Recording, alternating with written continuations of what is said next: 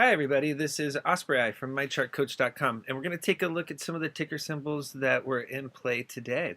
Okay, first up, let's take a look at AEZS. Really nice follow through today. Congrats to everyone that caught our early alert a couple of days ago, pre-market. We alerted it way down here. It was around 118 or so after hours, and then it ran all the way up here to 330. So that was a huge winner. Thanks for following. I really appreciate it. Keep up the good work, everyone. Today was the lock-in gains day. That was the signal on the chart, and I'll show you why. You've got RSI here at 91, so that's at overbought levels. It's pushing extreme levels at 91. There's not a whole lot of juice in the tank at that level. Fasto did pull back below 80. It's at 78.88. The reason why it pulled back is the long upper wick on today's candle. When you get a pullback from high of day like that, that lowers Fasto. So it's right below overbought levels. It's not crazy high right now at 78, but there isn't a lot of room in the tank. AEZS tends to top out at above 80, so we'll see if it can push above that level. You've got a pullback here on plus DI with the green line here correcting. See how it's pulling back, and so that's a signal the bulls are cooling down. And so what happened today was a climax day, in a sense that the gap was filled. Notice there was a gap back here. This is the top of the gap, and this is the bottom of the gap, and so there was this big space on the chart, and the bottom of the gap, there was a break above that yesterday, and then the share price ran all the way up, hit the 200-day simple moving average and pulled back. And then today, with the gap up open above the 200-day simple moving average, it broke above the 300-day simple moving average, and it filled the gap. After filling the gap, notice how the share price pulled back. Also, the 300-day simple moving average is a huge resistance level. That's currently at 293. So many times on a gap fill, that will be a climax for the run. Signaling a temporary top, and that's the same thing with the 300-day simple moving average. Many times, if a stock's on a multi-day run, when it hits that level, it signals a temporary top. So that's what happened today, and so you've got double resistance here. In order to head higher, it's got to get above this 310. So above 310, that's going to signal more upside potential. If it fails to get back above this $3 310 level, that could signal downside risk. The big level to hold tomorrow is the 200-day simple moving average at 265. If that breaks, you could see a big pullback all the way back into the Bollinger Bands, and potentially down here at this 100-day simple moving average at 188. This is the reload zone. If the 200 support level breaks, look for a reload zone back off of this support level. It could find support here at the previous high close. So the closing price from yesterday, could bounce off of that if it breaks below the 200. But basically, a break below 265 and the 200-day simple moving average tomorrow will signal downside risk. If it can get back above $3 in the 310 level, that will signal upside potential. Another red flag on the chart is the candle today formed above the upper Bollinger Band. Notice how this candle is floating, pretty much floating in space up here. Okay, so the upper Bollinger Band, this candle right here is floating with this big space in between the upper Bollinger Band and the bottom of the candle. Okay, that signals that the stock is getting ahead of itself. Many times the candles will work back into the bands, and so that's what could happen here. If you notice, there was giant volume behind the move on both days. The long upper wick does signal profit taking. If you look here at the AEZS weekly chart, you will see that the gap filled on the weekly chart as well, and so the gap level on the weekly chart was a little bit lower, but you could see here that level it broke above that level today and pulled back, and it also closed below the 50-week moving average at 281. Notice how it closed right at that level, so it's right at key resistance. It needs to close tomorrow above both levels to signal more upside potential, and if it doesn't do that, then next week it's going to need to break above both levels in order to run up to 375. So if there's a close above these two levels tomorrow, that's going to be very bullish, signaling more upside potential. If there's a close below and they turn into resistance, you could see a pullback down to the middle Bollinger Band at 189. Notice how that's lining up with the 100-day simple moving average back here on the daily chart. So that's making this 188, 189 level, a really big support level and a target for a reload if resistance fails to break. If it does break above that level and it closes above the resistance zone here between 280 and 290 tomorrow, you could see a possible run up here to the $3.75 to $4 range, which would be the 100-day simple moving average in the upper Bollinger Band. Notice there's huge volume behind the move. There's a P-star bull flip. You've got bull crosses on MACD. The chart's super smoking. It's just hitting some resistance here. Now the good thing for the bulls is take a look at RSI and Fasto. With RSI at 58, there's a lot of juice still in the tank until the 70 overbought level. And then at Fasto at 68, there's a lot of room until 80. So it's not overbought on the weekly chart. There's still a lot of gas in the tank. So this really could keep running next week if it can get above that 50-week moving average. So we're not saying that the play is done. We're just saying that it looks like it's getting a little frothy on the daily chart and it might cool down. And this 15-minute chart here is another reason why we're thinking that the chart is cooling down. If you look here, this was the annotations from yesterday, and you can see we talked about the climax spike and then the intraday pullback. And yesterday, after the climax spike, notice it was an increasing volume pattern, with a giant volume bar that signaled the top, the pullback from high of day, and it signaled a reload lower. We like to reload off the middle Bollinger Band on the 15-minute chart. That held. That was signaling, that it was still in play. And then today, there was a gap up open, and it stayed above the middle Bollinger Band all day until near the close. This 315 candle with the close below the middle Bollinger Band was a big red flag that the chart was breaking down. And so tomorrow, it's got to get above the middle Bollinger Band at 298 in order to head higher. So it needs to get above that level. It needs to break above this high close here, which is now right here just above 310, about 315 or so. So it needs to get above that level in the middle Bollinger Band in order to head higher and retest high of day from yesterday. If the middle Bollinger Band in the $3 level remains resistance, then you've got the 50 simple moving average here at 261 as the key support level to hold. Now that's going to be a really, really big support level. If it breaks, you could see a big downside risk. You've got support here at the about 235 level, but if that breaks, then once again, the big target is going to be 184. Notice how the target on the daily, the weekly, and the 15-minute chart are all saying that the 185 to 190 zone is going to be the reload zone if this stock breaks down. So yeah, so keep an eye on AEZS for potential drop down to the 180s. If that happens, that could provide a really nice re-entry level or a spot to get in for people that missed it. If it does break out higher above 310, it'll remain in play. Okay, let's move on to the next stock, OPGN. Okay, congrats everyone. Patience pays off. That's the big word to learn if you're trading stocks, is you've got to have some patience. Okay, this is a play that we were stalking, and then today was the big payday.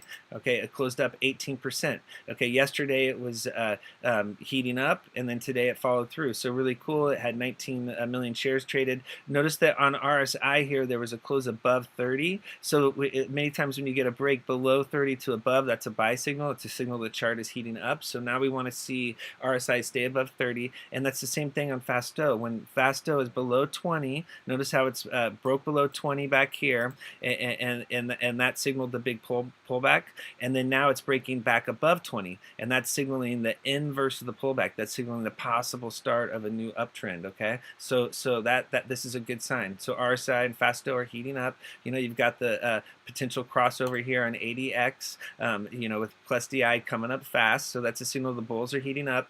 And what happened today, we talk a lot about gaps, and we just talked about a gap fill on the last chart. Well, the same thing happened on this chart. This was another gap fill play. We had been stalking this play since last week, on this candle here. We had been watching it when the gap down happened, and we'd just been waiting patiently, and then yesterday was the day, the signal that it was heating up. But notice yesterday it closed below EMA 4, currently at 35. And so what we look for when a stock is riding EMA 4 resistance lower, you look for a close above to signal the chart is finally heating up, and that happened today.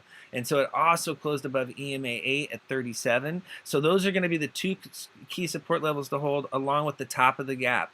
Okay, so it's good. It closed just above the top of the gap. So if it can stay above 37, well, it looks like the top of the gap is 38. So it closed right at that top of the gap level. And if it can stay above 38, then it could run up here to 42, what it tested today, up here right below 42 at EMA 13. That's the huge level to break now. And if it can get above that level, then we're talking about a run up to the middle Bollinger Band at 53. So the upside potential is a potential run up to 53. If it drops down and it closes below EMA 4 at 35, then it will no longer be in play. This stock is only in play for us if it stays above EMA's 4 and 8. And now that it filled the gap, this is called a gap fill. Notice how there was a space on the gap on the chart here between these two candles, and then now this candle, real candle body, has filled that space, and so this is called a gap fill, and many times that's a climax. So the stock could pull back tomorrow. You know, there was a long upper wick, and so it does signal profit taking, but the close above EMA's 4 and 8 for the first time since this big pullback, the last close above that level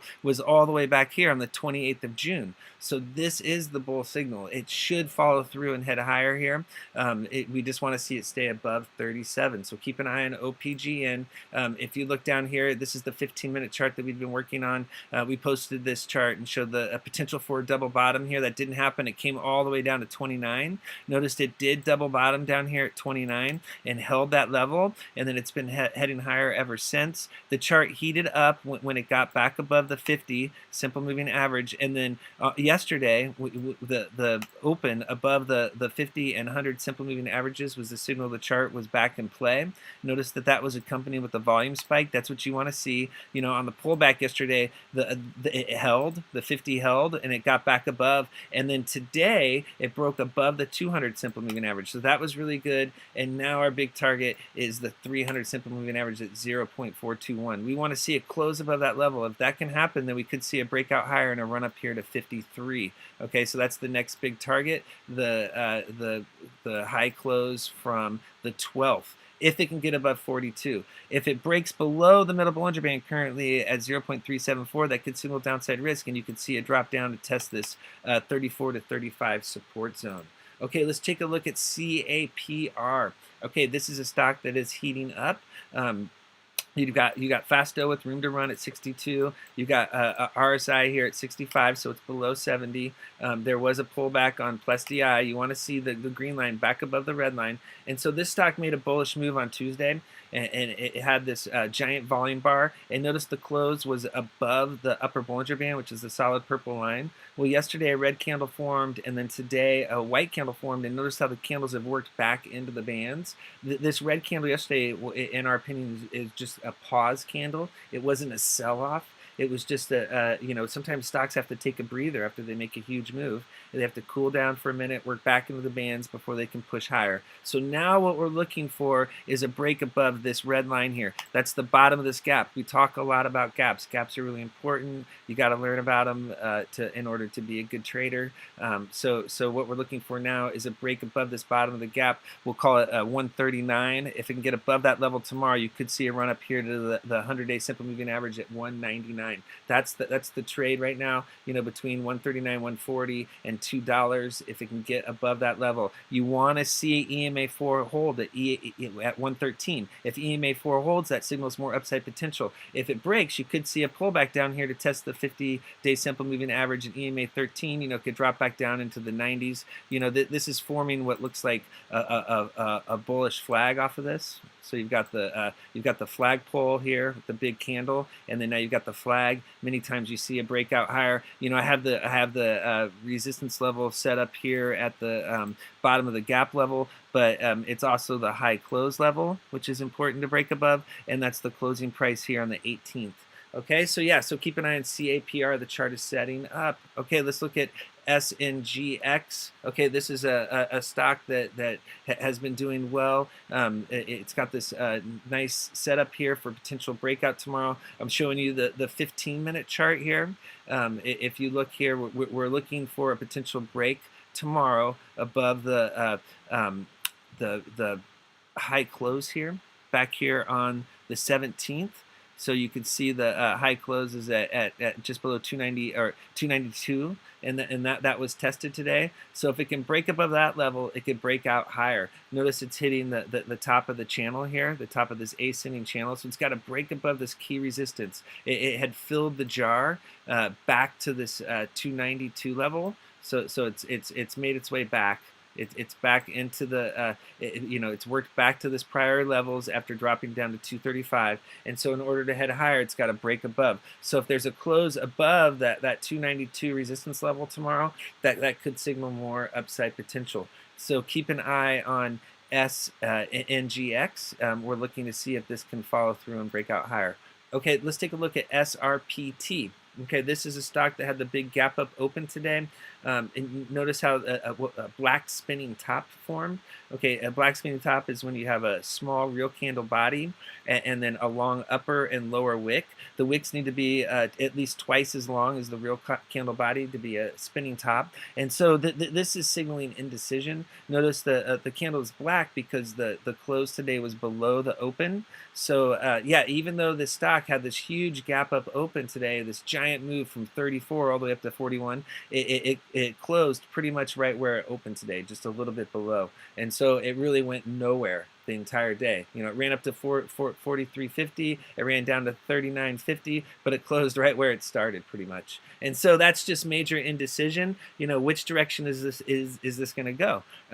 If the candles work back into the bands, then you're looking at a drop all the way down here to the 37 support zone. That's the high close down here, and that's lining up with EMA4 and the upper Bollinger Band, currently about 38. And so you could see the candles work their way back into the bands. There is a giant volume spike today. You know, if it pushes higher, then we want to, and then also if you look down here, you know, the chart is really heating up. There's a lot to like on this chart. There's the PSAR bull flip. You've got the bullish crossovers on MACD on both time frames. So those are both, you know, those are all three signaling that the chart is heating up. You know, you've got RSI above 70, and then you've got Fasto pushing back up to 80. A stock like SRPT can head higher in the overbought power zone. You know, it's a much stronger chart. You know, it trades at $40 a share. You know, it's going to be much stronger than a penny stock. And so the bullish development for the stock and what caught our eye today is the bullish move this week on the weekly chart. Okay, so this is the weekly chart. Each candle represents 1 week of trading, and here we've got the RSI at 63. So 70 is the overbought level. Notice how it pushed much higher above 70 on a previous run. So yeah, so it's got juice in the tank. You've got Fasto back above 80, but notice on the previous run when it broke above 80, it stayed above that level for multiple weeks. So this is signaling the start of a new run to us.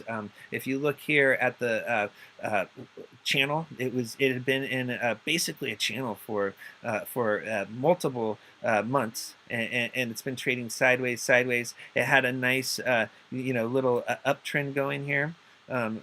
Within the sideways channel, forming what we call an ascending triangle. And what you like to see when an ascending triangle forms is a break above horizontal resistance. And that made it so that what we wanted to see was a close above this high close here in January.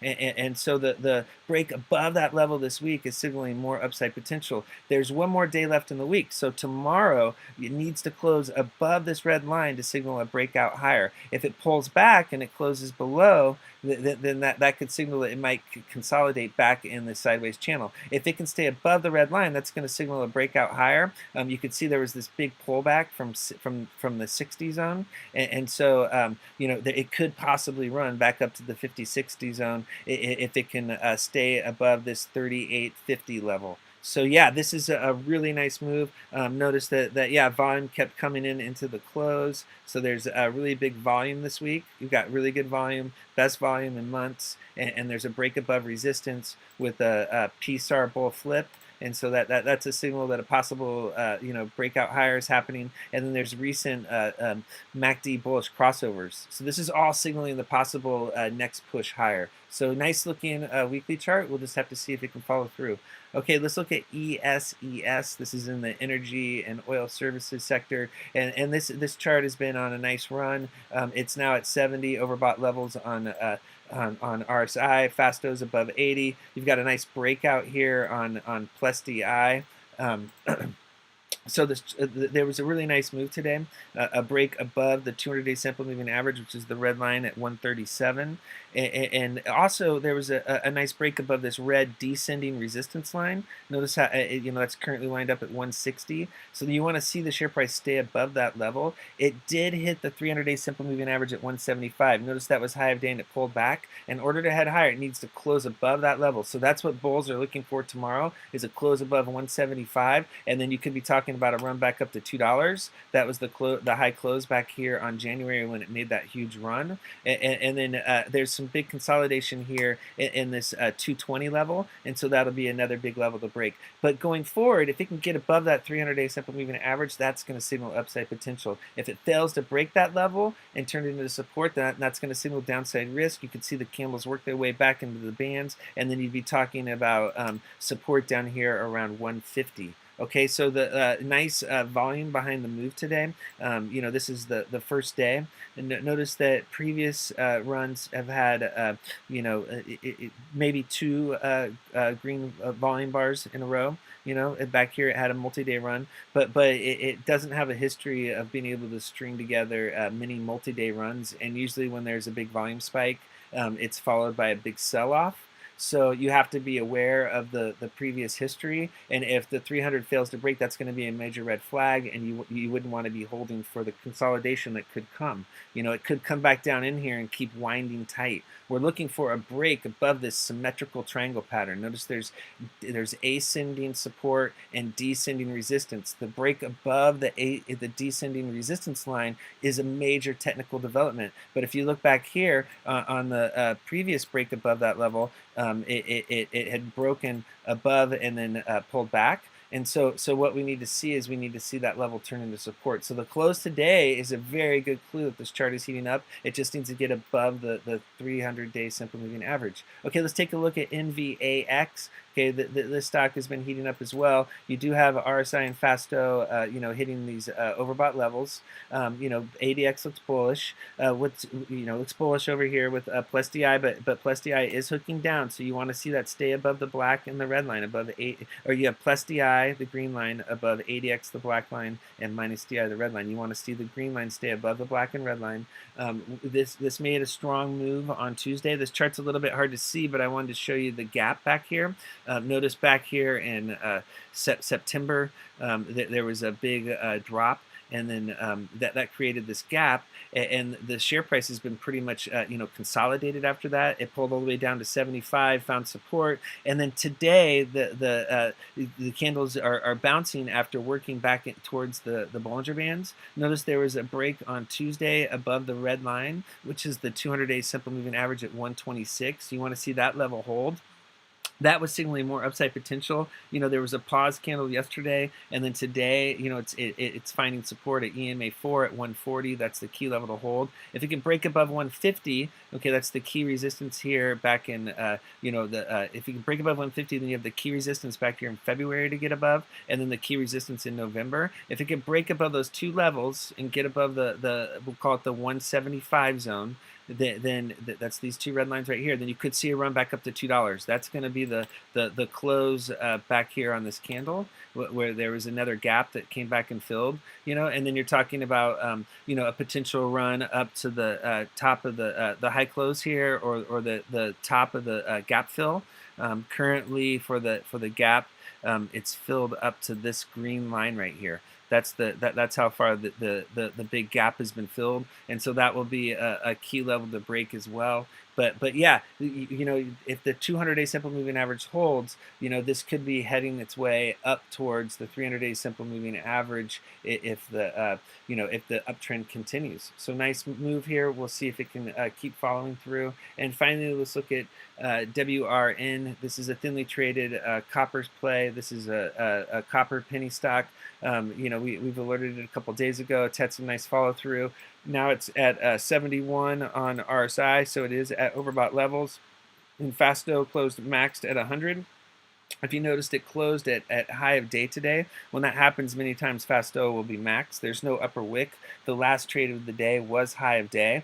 So that's a little bit frothy. Many times when that happens during the multi-day run, notice there's 5 red candles in a row. The candles will work back into the bands. So what you want to see on a pullback is this 200 and 100-day simple moving averages hold at 113 and 112. If they can hold, then it could launch off of that and head back up here to this 135 zone. You know, that was the high close back here. If it drops back below the 100-day simple moving average in the 200, then it might pull all the way back and test that dollar level. So you really want to see it stay above the gold and red lines going forward. But yeah, keep an eye on WRN. If the if the copper and infrastructure play is still happening, WRN should benefit. Okay, thank you very much for viewing this video. Check us out at mychartcoach.com and our YouTube channel at mychartcoach.com for more charts and technical analysis.